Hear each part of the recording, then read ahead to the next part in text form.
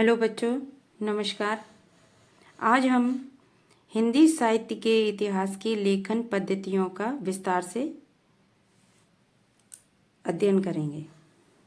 सबसे पहले हिंदी साहित्य के इतिहास की लेखन पद्धतियां प्रमुख रूप से 4 हैं।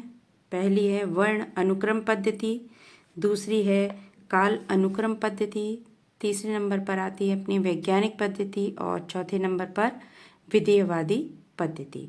तो सबसे पहले हम पढ़ेंगे वर्ण अनुक्रम पद्धति। इस पद्धति में जो कवि व लेखकों का परिचय उनके नाम के वर्ण अनुक्रम के अनुसार किया जाता है, इसीलिए इसे हम वर्णमाला पद्धति भी कहते हैं। क्या कहते हैं? वर्णमाला पद्धति। उदाहरण के तौर पे हम लें जैसे कडप्पा, कबीरदास, केशवदास और कुंवर नारायण को लें। भले ही यह कालक्रम की दृष्टि से अलग अलग हैं, परंतु जैसे कि आदि काल के हैं, भक्ति काल के हैं, रीति काल के हैं और आधुनिक काल के ये कवि हैं, परंतु इनका जो विवेचन एक साथ करना ही होगा, क्योंकि इन चारों कवियों के नाम किससे शुरू हो रहे हैं? क से। मैंने क्या बताया था? जैसे कि कडप्पा हुए, कबीर हुए, कबीरदास जी हुए और केशवदास हुए और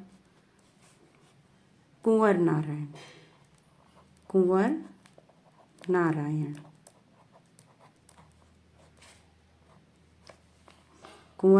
में ये भले ही आदिकाल, भक्ति काल, रीति काल और आधुनिक काल के कवि हैं, परंतु इनका जो विवेचन एक साथ करना होगा, क्योंकि इन चारों कवियों के नाम किससे शुरू हो रहे हैं? क वर्ण से। इस पद्धति का प्रयोग, वर्ण अनुक्रम पद्धति का प्रयोग मुख्यतः 2 कवियों ने अपनी इतिहास लेखन पद्धति में इसका प्रयोग किया। वो 2 कवियों के नाम हैं अपने गारसा दा तासी और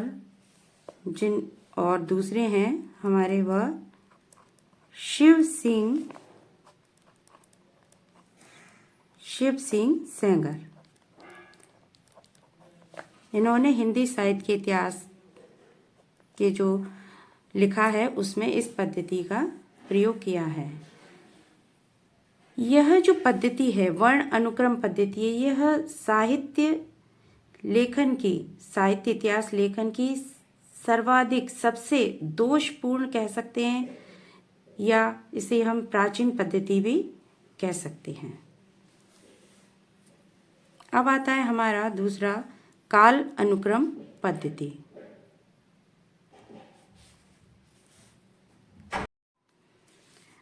दूसरे नंबर पर है हमारी काल अनुक्रम पद्धति। काल अनुक्रम पद्धति कवियों की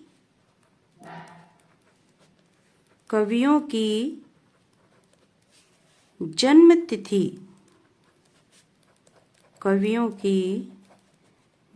तिथि को आधार मानकर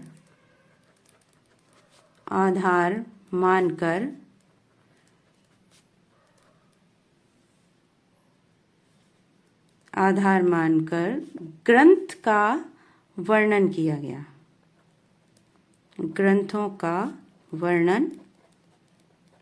किया गया। कहने का अर्थ यहाँ पर यह है कि इस पद्धति का प्रयोग कवियों की जो जन्म तिथि के अनुसार उसको आधार मानकर ग्रंथों का वर्णन किया गया। कालक्रम अनुक्रम पद्धति में कवियों एवं लेखकों का वर्णन या विश्लेषण कालक्रम अनुसार किया जाता है। जैसे कि इस पद्धति में कवियों एवं लेखकों के जन्मतिथि को आधार मानकर साहित्य के इतिहास में उनका क्रम निर्धारित किया जाता है। इस पद्धति को आधार मानकर जॉर्ज ग्रियर्सन ने the modern vernacular literature of Hindustan और मिश्र बंधुओं ने मिश्र बंधु विनोद जैसे इतिहास ग्रंथ की रचना की। इस पद्धति पर या उसके आधार पर जितने भी ग्रंथों की रचना हुई है वो साहित्य ऐतिहासिक की अपेक्षा कविव्रत संग्रह कहना उपयुक्त होगा। यहाँ पर थर्ड नंबर पर आती है हमारी वैज्ञानिक पद्धति।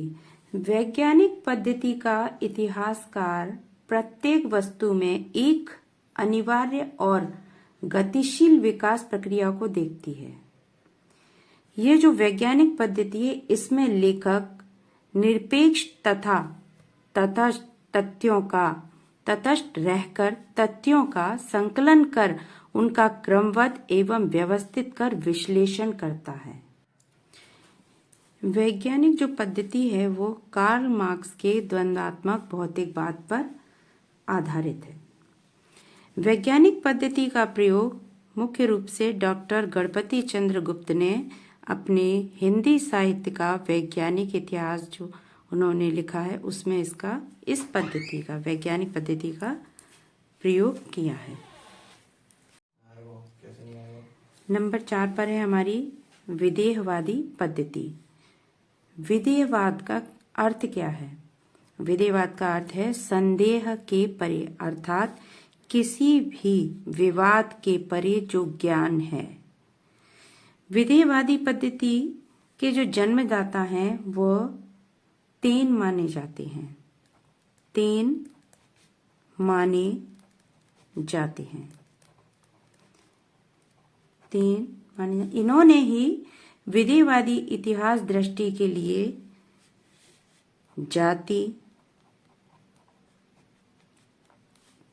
वातावरण और क्षण,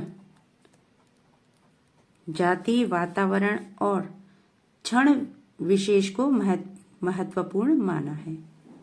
आचार्य रामचंद्र शुक्ल ने अपने इतिहास लेखन में इसी पद्धति का उपयोग किया है।